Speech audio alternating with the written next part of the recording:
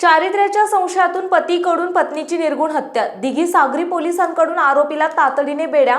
श्रीवर्धन तालुका बुधवार एका थरारक आणि संतापजनक खुनाच्या घटनेने हादरून गेला।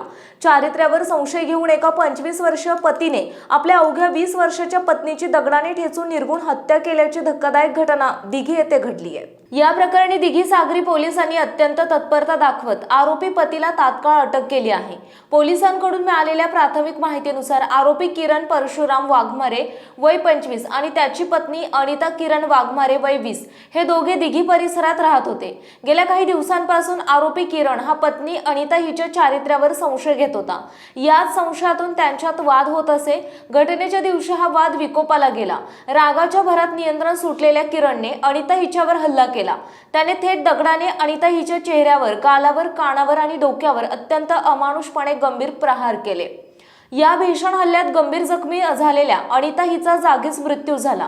या भीषण हत्याकांडाची माहिती मिळताच दिघी सागरी पोलीस ठाण्याचे प्रभारी अधिकारी संतोष आवटी यांनी कोणतीही वेळ न घालवता पथकासह घटनास्थळी धाव घेतली।